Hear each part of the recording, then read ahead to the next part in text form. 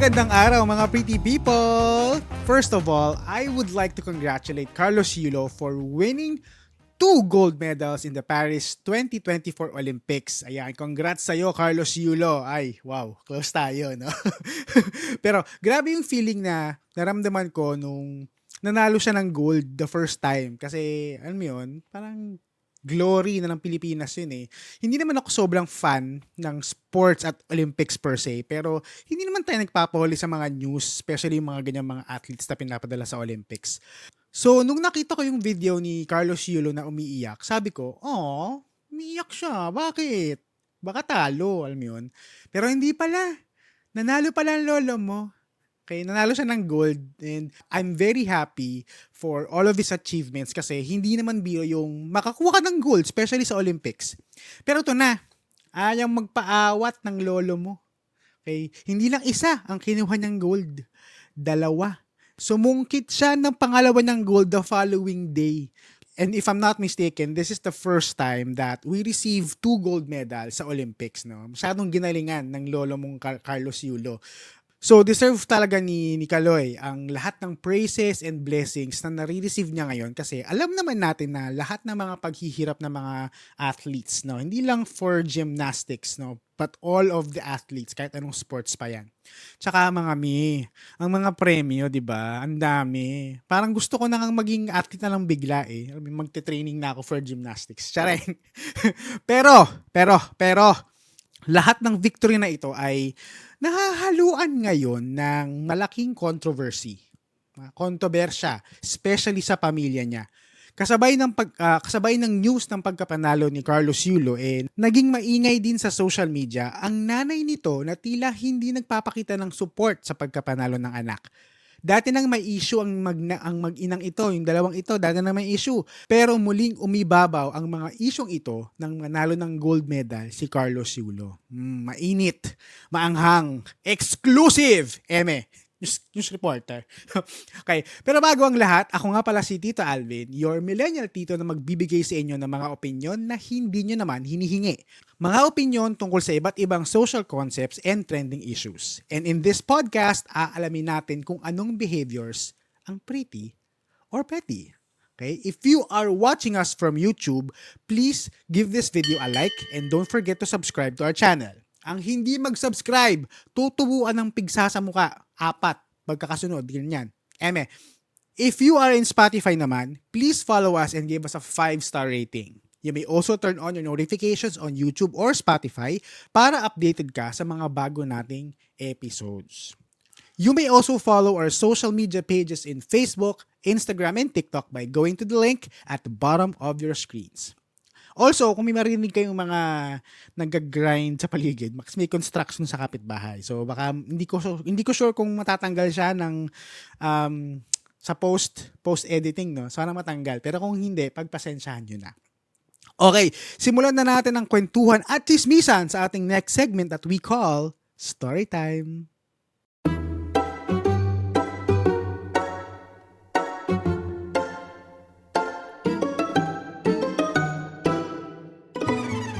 So, ano nga ba ang mga nangyari? Okay, kasabay ng pagkapanalo ni Carlos Yulo ng gold, may mga lumabas na Facebook post galing sa nanay niya na si Angelica Yulo. Ang sabi ng mother sa post ay, Japan pa din talaga, lakas. Yan. Sa post na ito, tila pinapakita ni mother na wala siyang suporta sa pagkapanalo ni Carlos. Nasundan pa itong post na to ng mga maanghang at masasakit na salita. Sinabi niyang, wala ka sa mundong ito kung hindi dahil sa akin. Wala kang utang na loob. Naku, masakit, pabigat. Dahil sa mga post na to, lumabas na namang muli ang mga dating hidwaan ni Carlos at ng kanyang ina. Meron palang falling out between sa dalawa noon pa lang. Hindi ko sure kung sino ang tumakwil kanino pero may mga takwilan na naganap. May mga ganitong issue dahil di umano'y ginastos ni Mother Dearest ang mga winnings at incentives ni Kaloy nang walang paalam. Nilinaw din ni Mother Dear na ang mga isyong ito sa isang interview. Hindi naman daw niya ginastos lahat ng pera. Kumuha lang daw siya ng portion At hindi naman daw yun ikakaubos ng yaman ni Carlos Yulo. Naku, patay tayo dyan. Now, in recent news, ang Facebook account daw na nagpo-post as the mother of Carlos Yulo ay fake daw at hindi daw talaga siya.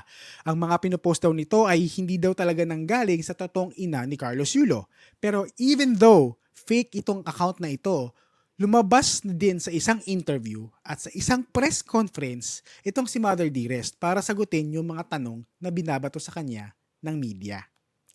Also, apart from that, naglabas na din si Carlos Yulo ng isang video para sagutin din ang mga issue na binabato ng kanyang nanay sa kanya. Blow by blow niyang sinagot ang mga paratang ng kanyang ina sa naunang nilabas na video interview. Sa dulo ng video ni Carlos na ito, sinabi ni Kaloy na pinatawad na niya ang kanyang ina noon pa at sana ay makapag-move on na sila sa mga isyong ito. Ngayon, madaming mga netizens ang naiinis dahil tila nasasapawan ang victory ni Carlos Yulo ng mga isyong ito na lumalabas sa social media. Maraming netizens ang nagsasabi na hindi na daw dapat pinalaki ni Carlos Yulo ang issue dahil by the end of the day, family is family. Pero meron din naman nagbibigay ng suporta sa mga actions ni Carlos for setting up boundaries and standing ground for what he believes in.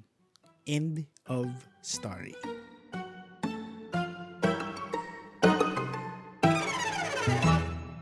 Okay, naku, pag ganito mga problems of the family, medyo mahirap pag-usapan yan, no?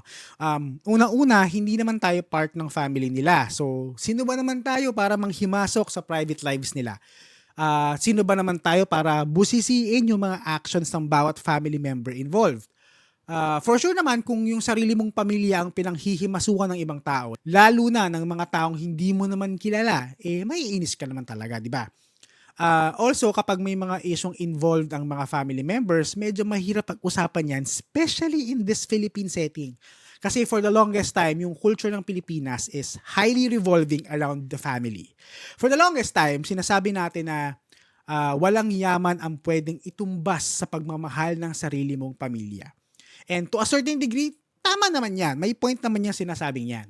Push comes to shove, kung may pinagdadaanan kang mabigat or if you have a problem that you cannot bear anymore, apart from yourself, the very first people who will be there for you is your own family. Kumbaga, sila yung mga first respondents mo in times of need. Pero aminin din naman natin na hindi naman lahat ng family structure at family dynamics ay mala rainbows and butterflies. Meron din namang mga family dynamics na mako-consider nating problematic. Okay? Toxic, in other words. Yan? And yan ang pag-uusapan natin today. Toxic family culture. I am sure narinig nyo na yung mga terms na yan and pretty much you have an experience one way or another with a toxic family member. It is possible din na iba mong kamag-anak, toxic ang tingin sa'yo. It's just a matter of perspective. Ang mahirap dito kasi, kadalasan, hindi nila alam na toxic na pala yung behavior na pinapakita nila. Hindi nila alam na toxic na yung behavior nila towards another family member. Kasi in their heads, wala naman silang ginagawang mali. Okay, sa isip nila, they are coming from a place of concern. It's just that their manner is a little bit out of touch and most of the time, stepping out of their boundaries na. And since na-embed sa atin yung strong family culture, sometimes we just choose not to talk or just to keep it to ourselves kasi ayaw nating masira yung strong family ties sa tinatawag nila. Ngayon, yung mga toxic family culture, toxic family traits na to comes in many different forms and shapes. Iba-iba yan. Okay? In line siguro with the strings of events na nangyayari sa pamilya ni Carlos Yulo, I would like to focus on this toxic family trait ng mga Pinoy. Ito yung ginagawang insurance policy ng mga magulang, yung mga anak nila. Diyan tayo magfo-focus sa relationship between parents and children. Sobrang dami kasi ng mga toxic family traits eh. So for sure, narinig nyo na yung statement na, Anak, galingin mo sa pag-aaral kasi balang araw ikaw mag-aangat sa atin sa kahirapan. di ba? Narinig nyo na yan. I'm sure narinig nyo na yan. Nung unang panahon, yung statement na yan seems very harmless. I think that the origin of this statement comes from a place of concern and encouragement. Usually, sinasabi to ng mga magulang na hindi nakapagtapos ng pag-aaral, pero ginagawa naman nila lahat ng kaya nilang gawin para pag-aralin yung mga anak nila. Siguro yung logic nila before is that matanda na sila and it's too late for them to do something to get their family out of, kahirapan or poverty. Or they don't have the skills or opportunity para iangat yung mga buhay nila sa kahirapan. Since yung mga anak nila bata pa, they have a longer time and a bigger chance to improve their lives.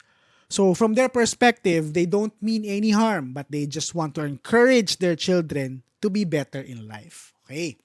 Ang problema ito, some Filipinos took this logic differently. Yung iba kasi, pinasa na nila yung responsibility nila as a parent sa mga anak nila. They even go as far as mag-aanak sila ng madami para mas maraming chance for them to have a better life. Parang, the more children, the more chances of winning. Parang ganyan. I mean, bakit naging responsibilidad na ng mga anak ang iangat ang buong pamilya sa kahirapan? Hindi ba dapat responsibility ng magulang ito to give their children a comfortable life? Sa isang segment ng Itbulaga, si Maine, May Mendoza, may ini-interview siyang isang contestant ata. Tinanong ni Maine si contestant kung ano ang message niya sa anak niya. Take note, itong contestant na to parang nasa late 20s lang ata or early 30s lang. Medyo bata-bata pa. Ang sagot ni contestant, ayun, na galingan nga daw yung pag-aaral kasi siya mag-aangat sa kanila sa kahirapan. And ang batang binibigyan niya ng message 7 years old. Take note, 7 years old. Siyempre itong si Maine, kabig naman ng konti. Kabig siya ng very, very light in a nice way. Sabi niya na bata pa yung anak niya at huwag ipasa sa kanya yung responsibility na dapat ang magulang ang gumagawa. Pero isipin mo yun, sinabi yun nung isang parent sa isang 7 years old.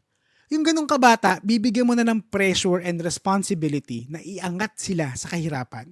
Samantala yung mga magulang naman, able-bodied naman, meaning kaya pa naman nila.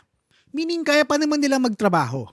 I'm sure na the parent doesn't mean any harm or any ill intentions sa mga sinabi niya. It just shows kung gano'n naka-embed sa atin yung mga toxic family traits na to and hindi natin namamalaya na ginagawa na pala natin siya. Pero, yung mga sitwasyon na ganito, hindi lang yan limited sa parent-child relationship ha. May ibang parents na hindi nila pinapasa yung responsibilities nila as a parent sa mga anak nila. Instead, ipapasa nila yung responsibilities nila sa ibang kamag-anak na nakaluwag-luwag. Ayan. Siguro may narinig na kayong stories ng mga magulang, for example, lalapit sa kakapatid, maglalambing na, Uy, ikaw na magpaaral kay Kemerot sa college. Total, malaki naman yung sweldo mo dyan sa trabaho mo eh. Kung ako siguro yung sasabihan ng ganyan, iisipin ko, bakit ako? Pinagsasabi mo dyan? Nung bang moment binubuo niyo yung anak niyo, in-invite niyo ako. I mean, kadiri yon. Pero bakit biglang may ganyang responsibility kayong pinapasa sa akin? Eto, kwento lang sa akin to ng friend ko Itong friend ko na to, hindi ko sure kung okay sa kanyang sabihin ko yung pangalan niya eh. Pero itago na lang natin siya sa pangalang Barbie. Okay, nag-work itong friend ko sa Dubai. So, kilala mo na ako sino ka. May kasama daw siya sa work. Tago natin itong si workmate sa pangalang Emerlyn. Ito daw si Emerlyn, madalas daw magkwento sa kanya tungkol sa mga hanas niya sa mga kamag-anak. Halos lahat na lang daw ng mga kailangan sa school and studies ng pamangkin inaasa sa kanya. Meron din mga instance na kahit yung pambayad sa request for birth certificate online, hinihingi pa daw sa kanya. So, syempre, itong si Emerlyn, hindi naman daw makahindi. Kasi, alam mo yun, para naman daw sa pamangkin niya eh. Pero syempre, hindi mawala sa kanya yung inis. Kasi, bakit sa kanya inaasa yung pag-aaral ng bata? Or even yung request ng birth certificate, alam ko, for one copy, 500 pesos lang yun eh. Porket ba kumikita ng malaki sa ibang bansa, iaasa na sa kanya yung responsibilities na ganito? I mean, hindi ko alam kung ano yung situation ng family nila kung bakit may ganyang klaseng eksena. Posible naman na talagang walang-wala and kailangan humingi ng tulong sa kamag-anak abroad.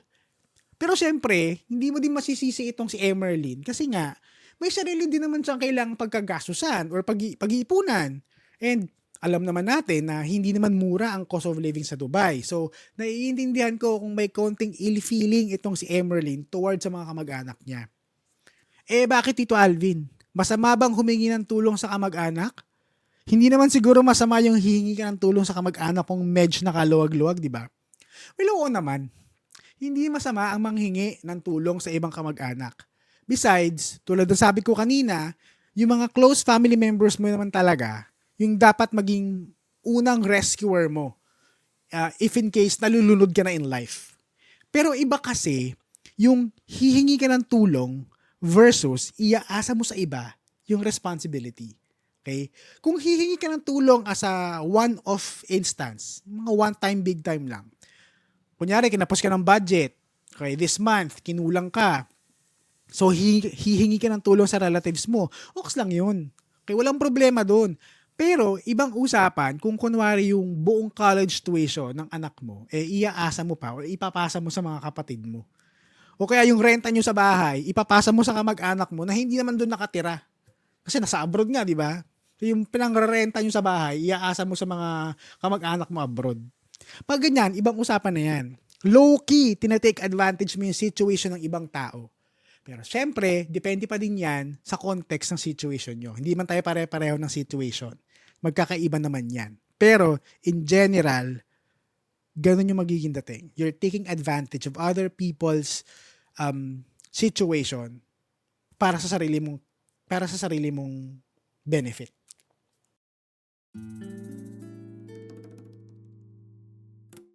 Celebrate small or big wins with your special ones. Come to Brew Brothers Cafe, located at Ascension Avenue, Lagro, Quezon City. Also available through GrabFood and Food Panda. Brew Brothers Cafe, your destination for celebration.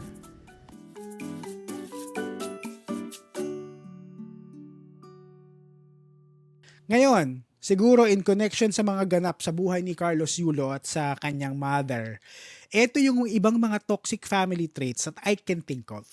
Hindi ko sinasabi na ganitong-ganito yung nangyayari kina Kaloy or sa family niya. Ito lang yung mga Filipino traits na somehow ay connected sa situation nila. Una siguro is yung paggamit or paggastos ng pera, properties, or investments na walang paalam. This goes both ways I mean, yung parents ginagamit yung pera ng anak or yung anak ginagamit yung pera ng magulang nang walang permiso or consent. Kahit pa sabihin mo na maliit na halaga lang yan or malaking amount yan, kapag hindi sa'yo, hindi sa iyo, wag mong gamitin or wag mong galawin.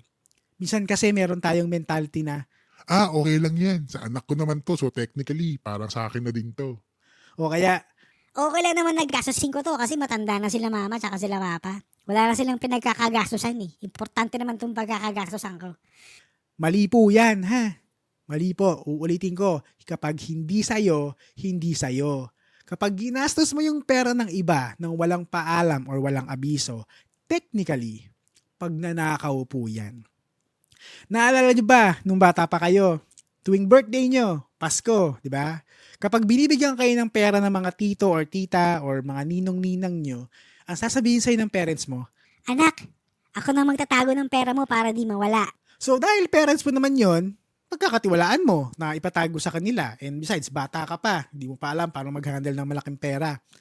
Only to find out, nagagastusin pala yun ni mami or ni daddy pambayad sa kuryente or pambili ng grocery. Okay, wala namang masama doon. Walang masama doon. Pero sana parents, kung gagawin nyo yun, sabihin nyo yung bata, nagagastusin nyo yung pera for something else. Hindi yung itatago nyo, hindi yung patago nyong gagastusin. Kasi matatandaan nila yung perang yan. Ako nagsasabi sa inyo. Kapag dumating kayo sa point na meron siyang gustong bilhin tapos nagastos na pala yung pera, hindi na magtitiwala sa inyo yung anak nyo. The next time na makahawak ng pera yan, hindi na yan ipapahawak sa inyo kasi alam niyang gagastusin nyo lang. Madali namang kausapin ng mga bata ngayon. Kung ganyan ang palaging na-experience ng mga junakis nyo sa inyo, hindi ako magtataka paglaki niyan, pagtaguan din kayo ng pera. O pagdamutan kayo kasi bata pa lang, na-experience na nila yung trauma na pagnakawan ng pera. Masakit na salita, pero totoo yan. Pero Tito Alvin, para naman sa grocery tsaka sa kuryente, gagamitin din naman niya yun. Ayun na nga, ando na ako. Sa mabuting bagay mo namang gagamitin. So, bakit hindi mo kausapin yung anak mo? Sabihin mo, Oo anak, itong perang to, alam ko bigay sa ito ng ninang mo. Kaso, mapuputulan na tayo ng kuryente. Okay lang ba, bayaran ko muna, gamitin ko muna tong pera mo pambayad ng kuryente. Ibalik ko na lang sa'yo. 'Di ba? Wala namang mawawala dun eh. Maiintindihan ng bata yun. Kaysa yung umaasa yung bata na meron pa siyang perang natatandaan, pero in real life, wala na pala. Second thing I'd like to add is yung concept ng utang na loob. Yan ang utang na pinakamahirap bayaran. Ang utang na loob kasi, walang definite na amount yan. So, hindi mo alam kung nabayaran mo na ba yung utang na loob na yan or habang buhay mong dadalhin yan at isusumbat sa'yo. For sure, narinig niyo na yung, Kung hindi dahil sa akin, kung hindi naman kita pinanganak, wala ka sa kinatatayuan mo ngayon. Wala kang utang na loob. o di ba parang pelikula lang yun eh. Pero sandali lang mga parents. Kung ano man ang mga achievements ng mga anak nyo, yes, part of their success may be attributed to your role as parents. Pero isang part lang yun.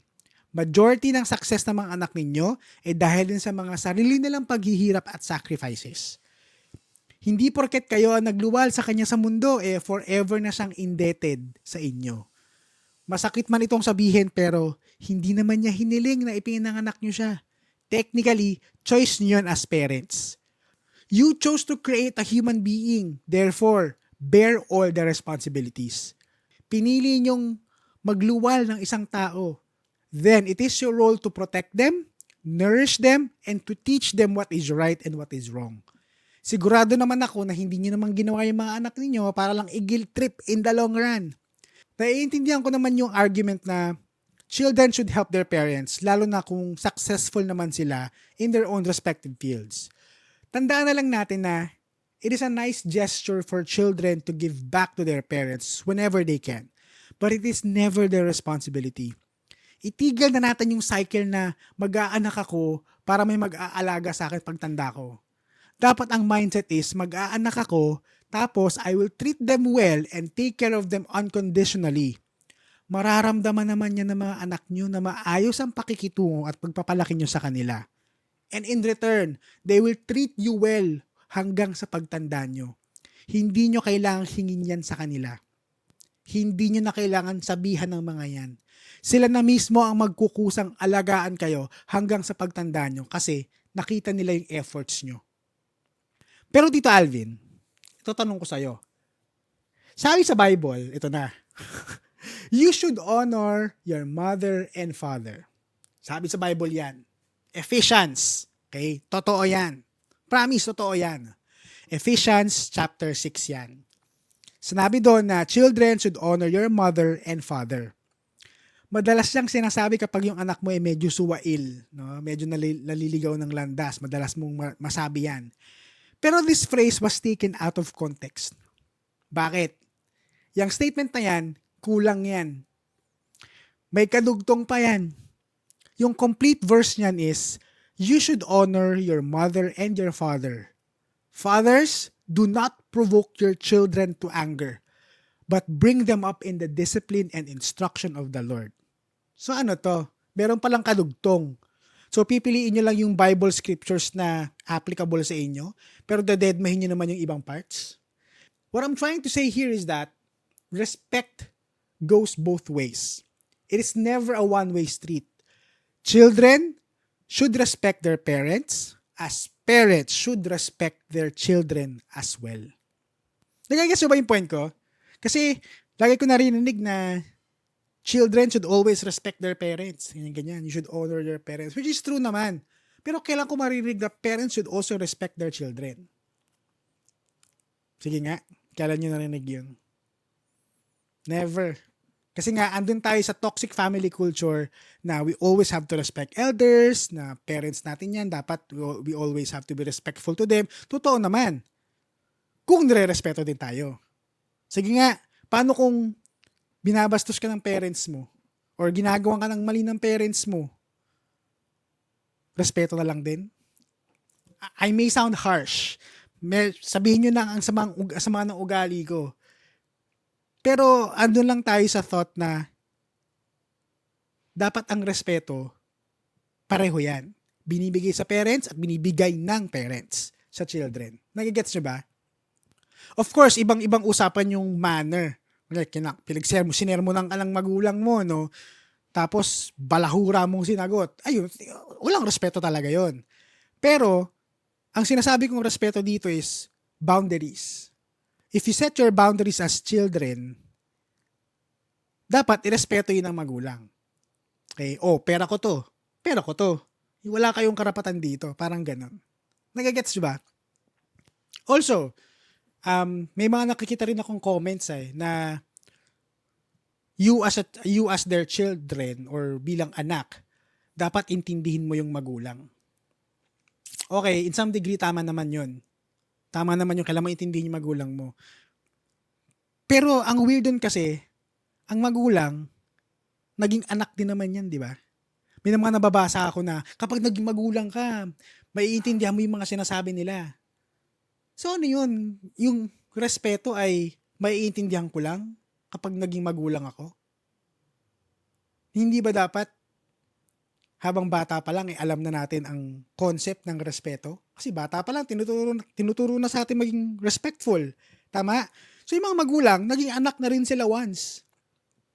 Diba? Before sila maging magulang, naging anak din sila. So dapat alam din nila ang feeling ng maging anak. At ang feeling ng anak na nai-invalidate or yung feeling ng anak na nako-cross yung boundaries. Dapat mas alam ng magulang yun. Okay, so hindi sa akin nagpa-fly yung rason na pag naging magulang ka, maiintindihan mo yan. Hindi ako masyadong naniniwala dun. Meron din ako ibang nakikitang comments na sana pagtanda mo, pag nagkaanak ka, hindi gawin yan ng anak mo sa'yo. Feeling ko naman, kung magkakaanak ako at maayos ang pakikitungo ko sa anak ko, nire-respeto ko yung anak ko, nire-respeto ko yung boundaries niya, hindi yun gagawin sa akin ng anak ko. Unless kung talagang maitim ang budhe. Pero, alam mo yun, kung nakikita naman ng mga anak nyo na nire-respeto kayo and you are taking ownership of the responsibilities that you have as a parent, makikita nyo yun. And tulad ng sabi ko kanina, ibabalik niya yun sa inyo nang hindi nyo hinihingi sa kanila. Siguro ito, I'm so privileged to say na never akong hininga ng nanay ko ng pera. Or never kinross ng aking mother dearest ang mga boundaries ko. Madalas nga sabihin ng mga kaibigan ko, ang cool nga rin ng nanay ko eh. So, hindi ko pinagmamayabang. And I consider that I'm really privileged to say that my parents brought us up na magkakapatid ng maayos. And nakikita namin yun. And because of that, hindi na kailangang hingin ng magulang namin yung respeto. Voluntary namin binibigay yun sa kanila. Kasi nga, nakita namin yung respeto from them. Nagigets siya ba? So, kung ang mindset nyo is, pag nagkaanak ako, hindi ako re-respetuhin ng anak ko, maybe because hindi nyo sila nire-respeto. Diba? Logically, ganoon naman talaga eh. Nagigets ba? Eto, last na. Yung mga Pinoy ngayon, ang hilig sa validation, no? AKA, ang hilig maghanap ng kakampi. Kapag may away sa pamilya, usually maghahanap ng kamag-anak na nag-share ng same sentiments or same idea. Tapos magkakampihan na. Di ba? Ngayon nga, hindi na nga kamag-anak eh. Online na naghahanap ng kakampi. Aminin nyo yan, yung mga sympathy post na ganyan. Ang nangyayari is, lahat ng mga baho ng pamilya ilalabas sa Facebook. Lalabas online. Yung mga bagay na pwede naman pag-usapan behind closed doors, in-air out nyo sa internet para pagpestahan ng mga marites. Tulad ko. Kung may gusot kayo sa pamilya, mag-usap kayo ng kayo-kayo lang. Huwag nyo nang idamay yung ibang tao. Huwag na kayo magpa-interview. Huwag na kayo magpa-presscon. Okay? Huwag na kayo mag-post ng mga videos online. Kayo-kayo na lang ang mag-usap. Mas malaki ang chance na ma-solve nyo yung mga issues na to kung kayo-kayo lang ng pamilya mo ang mag-uusap-usap. Ngayon, hindi man foolproof yun na pag nag-usap kayo, masasolve nyo yung problema. Pero at least, hindi nalaman ng buong mundo. Okay, kung kayo-kayo lang mag-uusap, kung ano mapag-desisyonan nyo, o sige, di falling out, di na tayo mag-uusap after this, di okay. At least, kayo-kayo lang ang nag-usap, hindi nyo dinaman yung buong mundo. Ngayon pa naman, ang mga tao, ang hilig maghanap ng issue sa internet. Ang nagiging viral nga, yung mga issue Iba nga, sinasabi nila yung victory ni Carlos Yulo tabunan ng issue kasi nga ang Pinoy mas mahilig sa issue. Okay, medyo mahaba na tong episode na ito. Marami pa sana akong gustong i-splok sa inyo, no? Pero okay na siguro to for now. Siguro parting words ko na lang for Mother Dearest sa nanay ni Carlos Yulo. Alam kong hindi niya to maririnig. Pero imamanifest ko na lang sa universe para universe na magsabi sa kanya. I can understand the pain that you are going through. And I know that you are just looking out for your son. I know that you just want the best for Carlos. Let this be a reminder and a lesson na din that our children will never be our possession. They will have their own minds and personalities, and sooner or later, they will have their own boundaries. Let's respect those boundaries. Also, let's not involve the media or the press in this chaos anymore. Try to solve your issues with your son privately without the prying eyes of the media. The media is not there to help you and your family. They're actually making things worse. Ngayon for Carlos, first, congratulations on winning 2 gold medals. Deserve mo lahat yan. And kung ano man yung mga negativity na dumarating sa'yo or binabato sa'yo, learn to push them away kasi you deserve better. I admire what you said on the last part of your video na you already forgiven your mom a long time ago and that you wish for her to move on and have her peace of mind. People say that you should start reconnecting with your mom because by the end of the day, she's still your mom. I don't see anything wrong with that idea, but only you know what is going to be best for you. You are the master of your own life, so just do what you think and feel is right for you. For parents and children out there that listens to this episode, let's stop the cycle of these toxic Filipino family traits. Hindi lahat ng bagay na normal nung 80s and 90s applicable pa ngayong 2024. Marami na nagbago and we should go along with these changes. Pero isa lang ang never magbabago. Ito ay kung paano natin respetuhin ang bawat isa. Magulang ka man or isa kang anak, respect goes both ways. If both parties respect each other's decision and boundaries, walang pamilyang magsusumbatan at walang pamilyang magkakawatak-watak. And on that note, we will end the episode right there. Like what I always mention here sa podcast, posible naman na magkaiba tayo ng opinion on different matters and that is absolutely fine. Ang importante is that we open the topic for a healthy discussion. If you have thoughts about our topic or episode, feel free to share your comments in YouTube or in Spotify. Kung nagustuhan mo at na-entertain ka ng episode na ito, feel free to share it with your friends and don't forget to tag us in all of your social media posts.